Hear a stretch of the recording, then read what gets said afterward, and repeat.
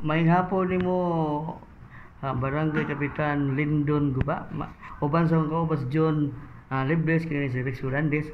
Unsay kuan nato diri sa kuan nagsugod mo paglimpyo sa mga sanga-sanga diri Kap? O natay mga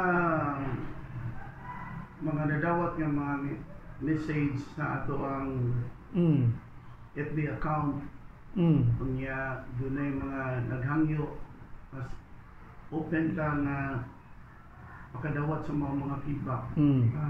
The most important that every feedback nga gihatag kung kaya nga maaksyonan sa barangay aksyonan gid nito. Kana usa sa mga gihangyo ato miyaging adlaw nga ako nabasahan yani ako gyud nangunay nga nanawag ka sa atong mga collaboration between the city government because they have the equipment nga of the resources na pwede na ito magamit. So gikan sa iskina ng signal light hangtod dito padung sa Mactan Air Base ato nagipalimpyuhan. The concern is nagtabo na ang mga sanga sa mga dagkong kahoy sa ato mga street lighting.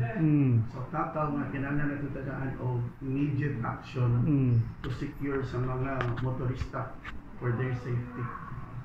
So uban nato ang mga duha ka konsehal ng mga pugihan, si Honorable Efren Tinote ug si Honorable Nestor Umolon. So dito ta atong gibanan ang tatag paniudto dito. So salamat nga nahuman gyud ang maong clearing para aning mga cutting of the branches sa mga tree that covering the street lights. So kana mao atong gihimo karon. Kaning inyong pagpamutol ninyo og mga sanga-sanga karon na ning adlaw na po mo lain hugna. Karon na ning adlaw nya ato na sang ipabisita ang uban pang mga lugar kung doon na pa'y the same issue para ato sa maaksyonan the same sa atong paghimo karon. Sige John, ikaw boss John. May hapon About aning kuan ka kanang mga children ba? Wa ba may nagbantayan diri nga na rugby so far diri sa barangay nato sa barangay Paho wala kay tay na dawat nga na yung mga rugby ang mga bata. Most of the issue or complaint nga atong nadawat is kining mga grupo-grupo nga sa atong mga eskwelahan.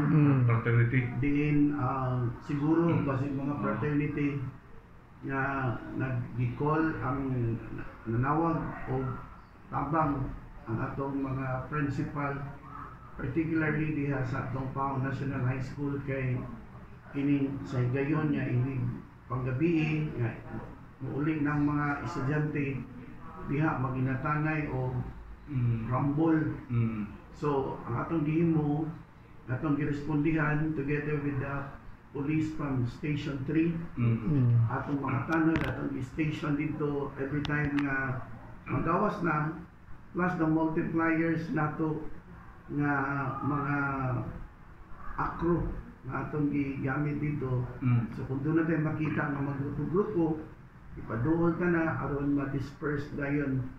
So mo na ito gimo and that's being done on a regular basis every night. So the same time atong gi-improve ang sugat na dagitabnon diya lugar. Plus we are putting a CCTV camera para we can monitor and trace kinsa ni mga batan-on na maoy nagmugna aning mga kasamo. So far while we are implementing na minus yun and dako kay pasalamat ang atong mga magtutudlo nga atong narespondihan, but dili ta kampante until such time nga it will be totally eliminated. But for now doon na improvement nga ato nakita nga medyo nasolvad ang problema. Last question to. Regarding anang imong giingon nga grupo-grupo, wa na do na may nadawat ka report Kap nga diri sa barangay Babag dito hitabo nga sinumbagay sa mga may school sa eskwelahan. O wa mo nadawat sa report sa inyo nga report. Wala tay nadawat inana na mga report. Dunay mga report nga ato nadawat katong sinumbagay lang yun, no? Nana, mga parigla, na uban nga kanang more on kinira yung grupo sa mga batanon ba. So kanang na yung gingon about sa babag, last week we're attending sa advisory sa peace and order together sa atong hippie sa Station 3, and there are about 6 barangay captain. That includes the barangay captain of Babag, Kapitan Logi Manayon. He was expressing about that issue, and doon na natin yung mga plano in coordination or collaboration between our police. So, andiri sa tuwa, makakita sila nga while we are sharing sa atong ihimo, they will try to copy, especially ani mga multipliers na to, which is our ACRO and the Guardian. Kay if we are dependent only, magsalig lang tani atong mga tanod, outnumbered kita, there would be only 20 BPs or personnel, so really need a multiplier to support on their presence para diha na area. Ang imo na lang mensahe, kapil ka na mo dugayon, kay mensahe nimo sa taga-Paho under sa imong jurisdiction. Sa kanunay, mora gini akong giangyo sa atong barangay Paho, kay bawo kita na ang kining pagserbisyo sa kapitan, tinod-anay gini ang pagserbisyo para sa mga Pahoanon.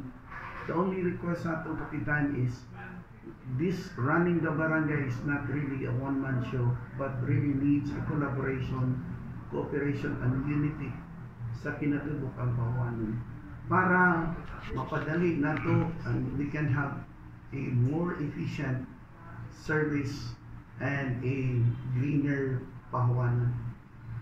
Salamat. Thank you.